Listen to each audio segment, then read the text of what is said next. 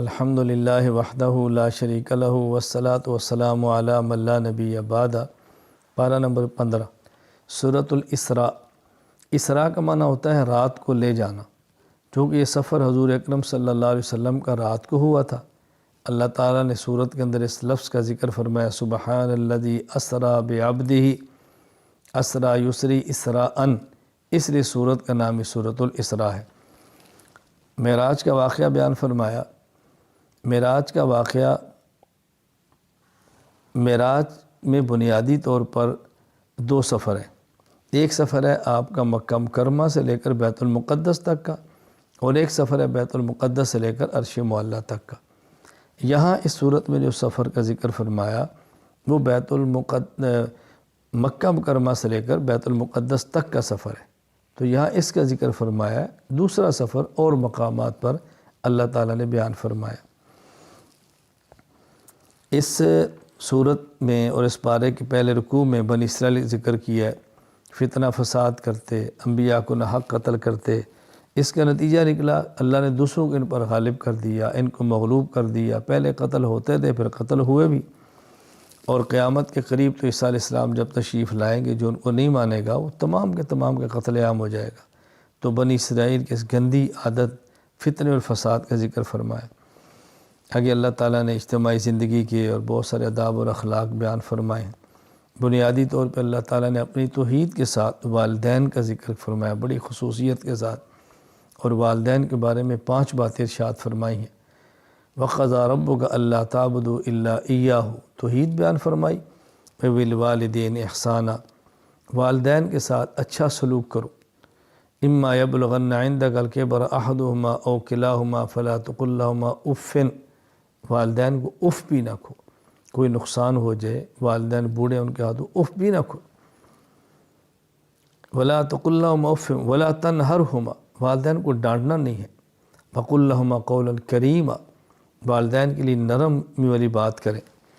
وَاخْفِضْ لَهُمَا جَنَاحَ الذُّلِّ مِنَ الرَّحْمَةِ، اپنے کندھے بچھا دو، یعنی ان کی اطاعت کرو۔ اور اہم بات، پھر ان کے لیے اللہ سے دعا بھی کرو کہ یا اللہ ہم بچے تھے، انہیں ہمارا خیال فرمایا، بوڑھا تو بچے کی طرح ہوتا ہے، یا اللہ آپ ان کا خیال فرمائے۔ تو دعا بھی کرو ان کے لیے، والدین کے لیے دعا کا بھی حکم دیا کہ دعا بھی کرو۔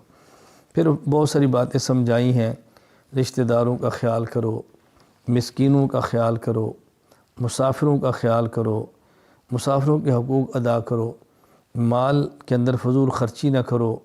اور پھر فضول خرچی کا معنی یہ بھی نہیں کہ بخل بھی کرو، فضول خرچ بھی نہ ہو، بخیل بھی نہ ہو، درمیانہ راستہ اختیار کرو۔ اپنی اولاد کو نہ قتل کرو، نہ حق کسی کو نہ مارو، بطور خاص یتیم کا مال نہ کھاؤ، ناجائز تصرف نہ کرو، وعدہ خلافی نہ کرو، ناپ تول میں کمی نہ کرو، یہ احکام بیان فرمائے۔ پھر اس میں اللہ تعالیٰ نے ایک سوال کا ذکر فرمایا کہ جو سوال یہود نے یا مشرکین نے یہود سے پوچھ کر کیا، وہ سوال کیا تھا کہ روح کیا چیز ہے؟ وَيَسْأَلُونَكَ عَنِ الرُّوحِ، اللہ تعالیٰ نے سمجھایا کہ روح اللہ کا امر ہے، اس سے زیادہ تم نہیں سمجھ سکتے۔ قُلِ الرُّوحُ مِنْ أَمْرِ رَبِّي، اللہ کا امر ہے، اس سے زیادہ تم نہیں سمجھ سکتے۔ یہ مختصر سی بات ان کو سمجھا دی۔ اس سورہ اسراء کے آخر میں اللہ تعالیٰ نے اپنی شان کو بیان فرمایا ہے۔ وَلَمْ يَتَّخِذْ وَلَدًا، اللہ کی اولاد نہیں ہے۔ وَلَمْ يَكُن لَّهُ شَرِيكٌ فِي الْمُلْكِ، کوئی خدا کا شریک نہیں ہے۔ وَلَمْ يَكُن لَّهُ وَلِيٌّ مِّنَ الذُّلِّ، اور اللہ تعالیٰ کو کسی ولی اور مددگار کی ضرورت نہیں ہے۔ اللہ تو بڑے ہیں، ان کی تو کبریائی اور بڑائی بیان کرو۔ سورۃ الکاف، کاف کہتے ہیں غار کو، چونکہ اس سورت میں کاف اور غار کا ذکر ہے، اس لیے سورت کا نام ہی سورۃ الکاف ہے۔ یہود مدینہ نے یا مشرکین مکہ نے یہود مدینہ سے پوچھ کر رسول اکرم صلی اللہ علیہ وسلم سے 3 سوال کیے تھے۔ نمبر 1 روح کیا ہے، نمبر 2 صحابہ کاف کون تھے، نمبر 3 ذوالقرنین کا قصہ وہ کیا ہے۔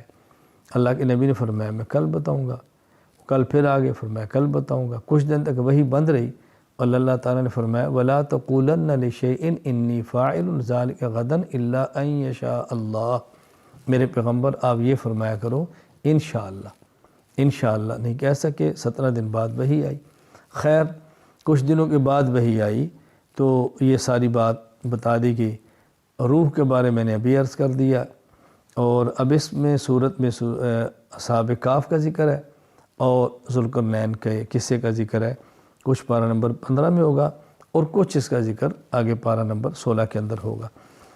یہ اصحاب کہف اللہ کی عبادت کرتے تھے، بادشاہ سجدے کراتا تھا اپنے آپ کو یا بتوں کو، اس نے ان کو طلب کیا، ان نے توحید کی بات کی، بادشاہ نے ان کے قتل کا آرڈر کیا، یہ لوگ وہاں سے چلے گئے، غائب ہو گئے، چھپ گئے، غار کے اندر چلے گئے، وہاں سوئے۔ قرآن کریم کہتا ہے 300 اور کچھ سال تک یہ لوگ وہاں پہ سوئے رہے۔